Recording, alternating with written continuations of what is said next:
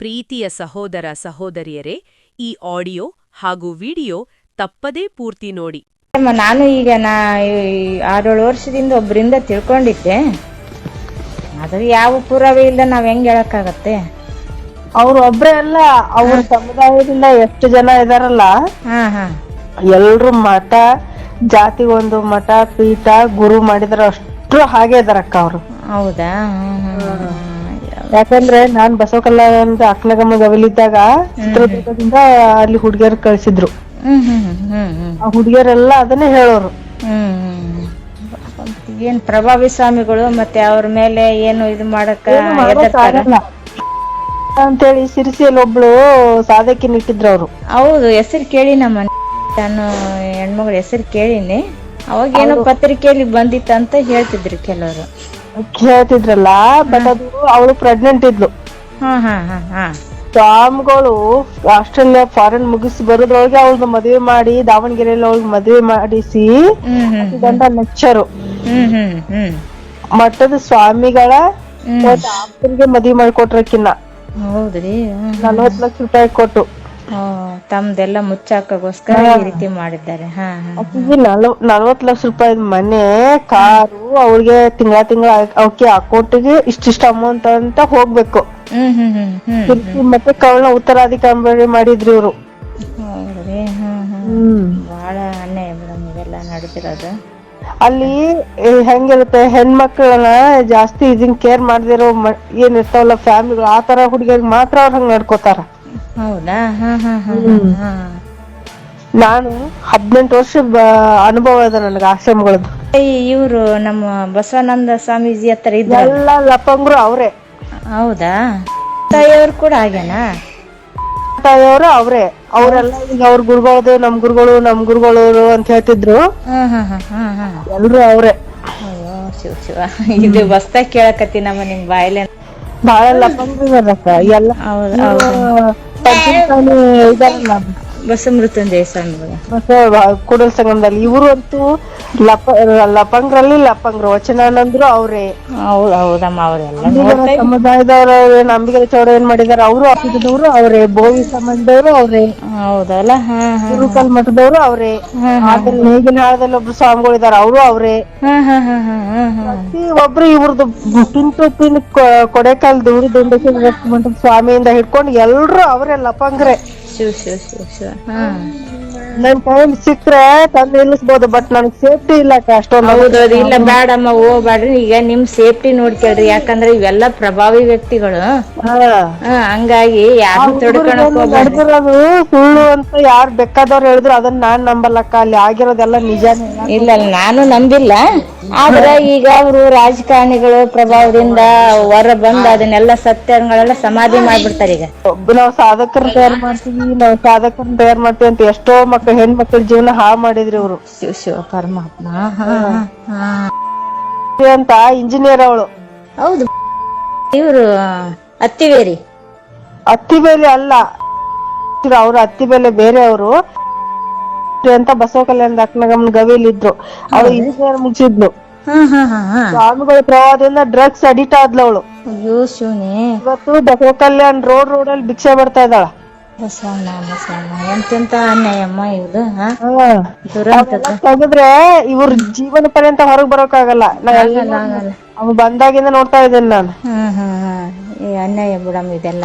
ನಾನ್ 12 ವರ್ಷದ ಹುಡುಗಿ ಇದ್ದಾಗ ಮಠ ಸೇರ್ದಕ್ಕೆ. ಇವತ್ ನನ್ ವಯಸ್ಸು 30. ನೋಡಮ್ಮ, ಇಲ್ಲಮ್ಮ ಎಡಬಾಡ್ರಿ. ನಿಮ್ಮಂತ ವಯಸ್ಸಿನರಿಗೆ ಎಚ್ಚರಿಕೆ ಕೊಡ್ರಿ. ಎಲ್ಲಿಗೆ ಯಾವ ಸ್ವಾಮಿಗಳ ಹತ್ರ ಹೋಗ್ಬಾಡ್ರಿ.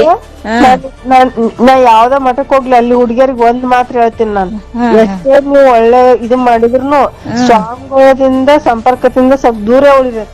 ಇವರೇ ಪಂಚಮಸಾಲಿ ಪೀಠದವ್ರು ನನಗೆ ಒಂದ್ ಆಫರ್ ಕೊಟ್ಟಿದ್ರು. ನನಗೆ ಏನಂತ ಹೇಳಿದ್ರು, ನಾವು ಮದ್ರಾಸ್ ಅವ್ರದ್ದು ಮದುರೈ ಒಳಗೆ 5 ಎಕರೆ ಜಮೀನ್ ಇದೆ, ನೀನ್ ಹೆಂಗಿದ್ರು ತಮಿಳ್ ಬರುತ್ತೆ ನಿನಗೆ, ಅದೆಲ್ಲ ನೀನ್ ನೋಡ್ಕೊಂಡು ನಿನ್ಗೆ ಅದನ್ನ ಬರ್ದ್ ಕೊಡ್ತೀವಿ, ಎಲ್ಲಾ ಮಾಡ್ತೀವಿ. ನಾವ್ ಬಂದಾಗ ನಮ್ ಜೊತೆ ಬಂದಾಗ ನಮ್ ಜೊತೆ ಚೆನ್ನಾಗಿರೋದನ್ನ ಕಲಿ ಅಂತ ಹೇಳಿದ್ರು. ಇವ್ರೇನಾದ್ರು ನೋಡ್ರಿ ಮತ್ತೆ ಎಷ್ಟಿದ್ದಿತ್ತು ಇವ್ರು ಬಸಮೃತ್ಯುಂಜಯ. ಹೊರಗೆಲ್ಲ ಇದು ಮಾಡ್ಕೊಂಡ್ ಒಳಗೆ ಇಂತ ಕಪಟನ. ನಮಸ್ಕಾರ ಸಹೋದರ ಸಹೋದರಿ ಬಂಧುಗಳೇ, ನಿಮ್ಮ ದಾರಿ ದೀಪ ನ್ಯೂಸ್ಗೆ ಸ್ವಾಗತ. ಇಂದಿನ ವಿಷಯ, ಕಾವಿ ಅಂದರೆ ಅದು ತ್ಯಾಗದ ಸಂಕೇತ. ಕಾವಿ ಅಂದರೆ ಅದು ಜ್ಞಾನದ ಸಂಕೇತ. ಆದರೆ ಇಂದು ಅದೇ ಕಾವಿ ಹಾದಿ ತಪ್ಪಿದ ಕಾಮುಕರ ರಕ್ಷಣಾ ಕವಚವಾಗುತ್ತಿದೆಯೇ? ದಶಕಗಳ ಹಿಂದೆ ಲಂಕೇಶ್ ಪತ್ರಿಕೆಯಲ್ಲಿ ಒಂದು ಅಡಿಬರಹವಿತ್ತು. ಅಪ್ಪಾಜಿ ಅನ್ನುತ್ತಾ ಅಪ್ಪಿಕೊಳ್ಳುವರು, ಮಾತಾಜಿ ಅನ್ನುತ್ತಾ ಮುತ್ತಿಕ್ಕುವರು. ಅಂದು ಲಂಕೇಶರು ಹೇಳಿದ ಆ ಮಾತು ಇಂದಿಗೂ ಅಕ್ಷರಶಃ ಸತ್ಯವಾಗುತ್ತಿರುವುದು ನಮ್ಮ ಸಮಾಜದ ದುರಂತ. ಬಸವಣ್ಣನವರ ಕಾಯಕ ಮತ್ತು ದಾಸೋಹ ತತ್ವಗಳನ್ನು ಜಪಿಸುತ್ತಲೇ ಅಂತರಂಗದಲ್ಲಿ ಹಸಿವಿನ ಬದಲು ಕಾಮವನ್ನು ತುಂಬಿಕೊಂಡಿರುವ ಈ ನಕಲಿ ಸ್ವಾಮೀಜಿಗಳ ಬಗ್ಗೆ ಇವತ್ತಿನ ವಿಶೇಷ ವರದಿ ಇಲ್ಲಿದೆ. ಪಿ. ಲಂಕೇಶ್ ಅವರು ತಮ್ಮ ಪತ್ರಿಕೆಯ ಮೂಲಕ ಅಂದೇ ಮಠಾಧೀಶರ ಮತ್ತು ಧಾರ್ಮಿಕ ಮುಖಂಡರ ಅನೈತಿಕ ಸಂಬಂಧಗಳನ್ನು ಎಳೆಯಾಗಿ ಬಿಚ್ಚಿಟ್ಟಿದ್ದರು. ಮಠಗಳೊಳಗೆ ನಡೆಯುವ ಮರ್ಮಗಳೇನು ಎಂಬುದು ಅಂದಿನ ದೊಡ್ಡ ಚರ್ಚೆಯಾಗಿತ್ತು. ಭಕ್ತರ ನಂಬಿಕೆಯನ್ನೇ ಬಂಡವಾಳ ಮಾಡಿಕೊಳ್ಳುವ ಈ ಕಾಮುಕರು ಹೊರಗಡೆ ಧರ್ಮಪ್ರವಚನ ನೀಡುತ್ತಾ ಒಳಗಡೆ ಹೆಣ್ಣುಮಕ್ಕಳ ಜೀವನದೊಂದಿಗೆ ಆಟವಾಡುವುದನ್ನು ಲಂಕೇಶರು ತೀವ್ರವಾಗಿ ಖಂಡಿಸಿದ್ದರು. ಅಂದು ಶುರುವಾದ ಈ ಮಠದೊಳಗಿನ ಮಾಯೆ ಇಂದಿಗೂ ಮುಂದುವರಿಯುತ್ತಲೇ ಇದೆ. ಅದೇ ಪತ್ರಿಕೆಯಲ್ಲಿ 2 ತಲೆಮಾರಿನಿಂದ ಕೆಲಸ ಮಾಡುವ ಒಬ್ಬ ಜನರ ಕಣ್ಣಿಗೆ ಮುಗ್ಧನಾಗಿ ಕಾಣುವ ಗೋಮುಖ ವ್ಯಾಘ್ರ ತಮ್ಮವರ ಇಂಥ ಘಟನೆ ಬಂದಾಗ ಬಾಯಿಗೆ ಬೀಗ ಜಾಡಿಕೊಳ್ಳುತ್ತಾನೆ. ಮೊನ್ನೆ ಕಣ್ಣೇರಿ ಶ್ರೀಗಳು ಒಂದು ಹೇಳಿಕೆ ಕೊಟ್ಟಾಗ ರಾತೋರಾತ್ರಿ ಯಾವನನ್ನೋ ಯಂಕ ಸೀನ್ಯ ಅನ್ನವರನ್ನ ಕೂಡಿಸಿಕೊಂಡು ಚರ್ಚಾಕೂಟ ಅಂತ ಬೊಗಳೆಬಿಟ್ಟ ಇದು ಇವನ ನಿತ್ಯ ಕಾಯಕ. 12ನೇ ಶತಮಾನದಲ್ಲಿ ಬಸವಣ್ಣನವರು ಪರಸ್ತ್ರೀ ಸಂಘ ಬಿಡುವುದು ಭಕ್ತನ ಲಕ್ಷಣವೆಂದು ಸಾರಿದ್ದರು. ಅಂತರಂಗ ಶುದ್ಧಿ ಬಹಿರಂಗ ಶುದ್ಧಿಯ ಬಗ್ಗೆ ಮಾತನಾಡಿದ್ದರು. ಆದರೆ ಇವತ್ತು ಬಸವಣ್ಣನವರ ಹೆಸರನ್ನು ಹೇಳಿಕೊಂಡು ಮಠ ಕಟ್ಟುವವರು ಅದೇ ಬಸವಣ್ಣನವರ ಮೂಲ ಆಶಯಗಳಿಗೆ ಕೊಡಲಿಪೆಟ್ಟು ನೀಡುತ್ತಿದ್ದಾರೆ. ಅಧಿಕಾರ ಮತ್ತು ಹಣ, ಮಠಗಳಿಗೆ ಬರುವ ಅಪಾರ ಪ್ರಮಾಣದ ದೇಣಿಗೆ ಮತ್ತು ರಾಜಕೀಯ ಪ್ರಭಾವ ಈ ಸ್ವಾಮೀಜಿಗಳನ್ನು ಅಹಂಕಾರಿಗಳನ್ನಾಡಿ ಮಾಡಿದೆ. ಲೈಂಗಿಕ ಶೋಷಣೆ, ಮುಗ್ಧ ಭಕ್ತೆಯರನ್ನು, ಆಶ್ರಮದ ವಿದ್ಯಾರ್ಥಿನಿಯರನ್ನು ಆಶೀರ್ವಾದ ಮಾಡುವ ನೆಪದಲ್ಲಿ ಕಾಮದ ಬಲೆಗೆ ಬೀಳಿಸಿಕೊಳ್ಳುವ ಪ್ರಕರಣಗಳು ಇತ್ತೀಚೆಗೆ ಹೆಚ್ಚಾಗಿವೆ. ಚಿತ್ರದುರ್ಗದ ಮುರುಘಾ ಶರಣರ ಪ್ರಕರಣ ಹಾಗೂ ಇಂದಿನ ವಿಜಯಪುರದ ಜೈ ಸ್ವಾಮಿ ಪ್ರಕರಣ ಇದಕ್ಕೆ ಒಂದು ಜ್ವಲಂತ ಉದಾಹರಣೆ. ಬಸವ ತತ್ವದ ಪೀಠದಲ್ಲೇ ಕುಳಿತು ಇಂಥ ಕೆಲಸ ಮಾಡಿದ್ದು ಇಡೀ ಸಮಾಜ ತಲೆ ತಗ್ಗಿಸುವಂತೆ ಮಾಡಿದೆ. ಹಿಂದೆ ಕಾವಿ ತೊಟ್ಟವರಿಗೆ ಕೈಮುಗಿದಿದ್ದ ಜನ ಇಂದು ಕೆಡವಿ ವದಿಯುತ್ತಿದ್ದಾರೆ. ಇನ್ನು ನೋಡಿ, ಇವರ ನೀಚಕೃತ್ಯಕ್ಕೆ ಈ ಬಸವ ತಾಲಿಬಾನಿ ಕಾಮುಕರನ್ನ ಬೀದಿಯಲ್ಲಿ ಅಟ್ಟಾಡಿಸಿ ಹೊಡೆಯುವ ಕಾಲ ಹತ್ತಿರವಾಗಿದೆ. ಈ ಹಿಂದೆ ಮೀಡಿಯಾ ಇರಲಿಲ್ಲ, ಇವರು ಏನು ಮಾಡಿದರೂ ನಡೆಯುತ್ತಿತ್ತು.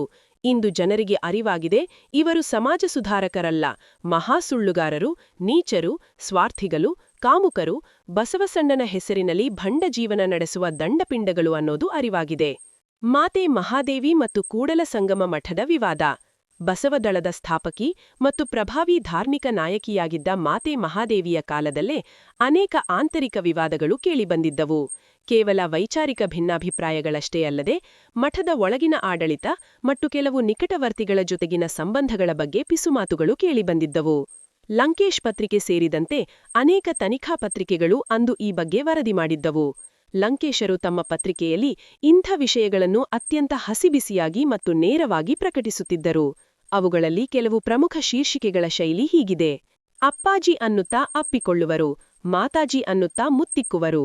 ಇದು ಲಂಕೇಶ್ ಪತ್ರಿಕೆಯ ಅತ್ಯಂತ ಜನಪ್ರಿಯ ಮತ್ತು ವಿವಾದಾತ್ಮಕ ಅಡಿಬರಹಗಳಲ್ಲಿ ಒಂದು. ಮಠಗಳ ಒಳಗೆ ನಡೆಯುವ ಮರ್ಮಗಳೇನು ಎಂಬುದು ಅಂದಿನ ದೊಡ್ಡ ಚರ್ಚೆಯಾಗಿತ್ತು. ಭಕ್ತರ ನಂಬಿಕೆಯನ್ನೇ ಬಂಡವಾಳ ಮಾಡಿಕೊಳ್ಳುವ ಈ ಕಾಮುಕರು ಹೊರಗಡೆ ಧರ್ಮಪ್ರವಚನ ನೀಡುತ್ತಾ ಒಳಗಡೆ ಹೆಣ್ಣುಮಕ್ಕಳ ಜೀವನದೊಂದಿಗೆ ಆಟವಾಡುವುದನ್ನು ಲಂಕೇಶರು ತೀವ್ರವಾಗಿ ಖಂಡಿಸಿದ್ದರು. ಕಾವಿ ಮರೆಯಲ್ಲಿ ಕಾಮದ ಬೇಟೆ, ಮಠಗಳ ಗೋಡಗಳ ಹಿಂದಿನ ಕಣ್ಣೀರು, ಬಸವನ ಹೆಸರಿನಲ್ಲಿ ಬಂಡವಾಳ, ಮಠಾಧೀಶರ ಅನೈತಿಕ ಸಾಮ್ರಾಜ್ಯ. ಲಂಕೇಶ್ ಪತ್ರಿಕೆಯನ್ನು ಹೊರತುಪಡಿಸಿ ಅಂದಿನ ಕಾಲದ ಇತರ ತನಿಖಾ ಪತ್ರಿಕೆಗಳು, ಉದಾಹರಣೆಗೆ ಹಾಯ್ ಬೆಂಗಳೂರು ಅಥವಾ ಅಗ್ನಿ ಕೂಡ ಇಂಥ ಪ್ರಕರಣಗಳನ್ನು ವರದಿ ಮಾಡಿದ್ದವು. ಕಾವಿಧಾರಿಗಳ ಕಾಮಕಾಂಡ, ಬಯಲಾದ ಸಿಡಿ ರಹಸ್ಯ, ದೇವಲೋಕದ ಹೆಸರಿನಲ್ಲಿ ಮರ್ತ್ಯಲೋಕದ ನರಕ, ಭಕ್ತೆಯರ ಮೇಲೆ ಕಣ್ಣಿಟ್ಟ ಪೂಜ್ಯ ಸ್ವಾಮೀಜಿಗಳು. ಹೀಗೆ ಅವರು ದಶಕಗಳ ಹಿಂದೆ ಈ ಸಮಾಜವನ್ನು ಎಚ್ಚರಿಸಿದರೂ ಎಚ್ಚೆತ್ತುಕೊಳ್ಳದ ಸಮಾಜ ಇಂದು ಮಠಗಳಲ್ಲಿ ಕಾವಿ ಕಾಮುಕರನ್ನು ಕಾಣುತ್ತಿದ್ದೇವೆ. ಲಿಂಗಾಯತ ಮಠಗಳ ವಿವಾದಗಳ ಮೇಲೆ ಲಂಕೇಶರು ಚಿತ್ರದುರ್ಗದ ಮಠದ ಹಿಂದಿನ ಇತಿಹಾಸ ಅಥವಾ ಇತರ ಉತ್ತರ ಕರ್ನಾಟಕದ ಮಠಗಳ ಆಂತರಿಕ ರಾಜಕೀಯದ ಬಗ್ಗೆ ಬರೆಯುವಾಗ ಶರಣರ ಕಾಯಕ ಸಿದ್ಧಾಂತ ಇವರ ಬದುಕಿನಲ್ಲಿಲ್ಲ, ಕೇವಲ ಬಸವಣ್ಣನವರ ಫೋಟೋ ಮುಂದೆ ಕುಳಿತು ಅಧರ್ಮ ಮಾಡುವುದೇ ಇವರ ಕಾಯಕವಾಗಿದೆ ಎಂದು ಕಟುವಾಗಿ ಟೀಕಿಸುತ್ತಿದ್ದೂ ಉಂಟು. ಸ್ವಾಮೀಜಿ ದೇವರಿಗೆ ಸಮಾನ, ಅವರು ಮಾಡಿದ್ದೆಲ್ಲ ಸರಿ ಎನ್ನುವ ಮುಗ್ಧ ಜನರ ನಂಬಿಕೆಯನ್ನೇ ಇವರು ದುರುಪಯೋಗಪಡಿಸಿಕೊಳ್ಳುತ್ತಿದ್ದಾರೆ. ಬಂಧುಗಳೇ, ಕಾವಿ ಹಾಕಿದವರೆಲ್ಲ ಸಂತರಲ್ಲ. ನಿಜವಾದ ಸನ್ಯಾಸಿ ಅಂತರಂಗದ ಶತ್ರುಗಳನ್ನು ಗೆದ್ದವನಾಗಿರುತ್ತಾನೆ. ಆದರೆ ಇಂದು ಹೊರಗಿನ ಶತ್ರುಗಳಿಗಿಂತ ಕಾವಿಯೊಳಗಿರುವ ಈ ಕಾಮುಕರಿಂದ ಸಮಾಜಕ್ಕೆ ದೊಡ್ಡ ಅಪಾಯವಿದೆ. ಲಂಕೇಶರು ಅಂದು ಎಚ್ಚರಿಸಿದಂತೆ ನಾವು ಇಂದು ಎಚ್ಚರಗೊಳ್ಳದಿದ್ದರೆ ಧರ್ಮದ ಹೆಸರಿನಲ್ಲಿ ಹೆಣ್ಣುಮಕ್ಕಳ ಬದುಕು ಹರಾಜಾಗುವುದರಲ್ಲಿ ಸಂಶಯವಿಲ್ಲ. ಬಸವಣ್ಣನವರು ಹೇಳಿದ ದೇವಲೋಕ ಮತ್ತು ಮರ್ತ್ಯಲೋಕ ಇಲ್ಲೇ ಇವೆ. ನಮ್ಮ ನೈತಿಕತೆಯೇ ನಮ್ಮ ದೇವಲೋಕವಾಗಲಿ. ಇಂಥ ಕಾಮುಕ ಸ್ವಾಮಿಗಳ ಮುಖವಾಡ ಕಳಚು ಸಮಾಜವನ್ನು ಸ್ವಚ್ಛಗೊಳಿಸೋಣ. ಧರ್ಮ ಅಂದರೆ ಮನುಷ್ಯತ್ವ, ಕಾಮವಲ್ಲ. ದಾರಿದೀಪ ಚಾನಲ್ನ ಉದ್ದೇಶವೇ ಇದಾಗಿದ್ದು, ಇಂಥ ಕತ್ತಲೆಯ ಮುಖಗಳನ್ನು ಸಮಾಜಕ್ಕೆ ತೋರಿಸುವುದು. ನಾವು ಸತ್ಯವನ್ನು ಹೇಳಲು ಹೆದರುವುದಿಲ್ಲ, ನೀವು ಸತ್ಯವನ್ನು ಕೇಳಲು ಸಿದ್ಧರಾಗಿ ಅಂತ ಹೇಳುತ್ತಾ, ಇನ್ನೂ ನಿಮ್ಮ ಚಾನಲ್ಗೆ ಸಬ್ಸ್ಕ್ರೈಬ್ ಆಗಿಲ್ಲ ಅಂದ್ರೆ ಸಬ್ಸ್ಕ್ರೈಬ್ ಆಗಿ, ಲೈಕ್ ಮಾಡಿ, ಪ್ರತಿಯೊಬ್ಬ ನಾಡಿನ ಜನತೆಗೆ ಮುಟ್ಟುವವರೆಗೂ ಶೇರ್ ಮಾಡಿ. ನಿಮ್ಮ ಅಭಿಪ್ರಾಯವೇನು? ಕಮೆಂಟ್ ಮಾಡಿ ತಿಳಿಸಿ. ಧನ್ಯವಾದಗಳು.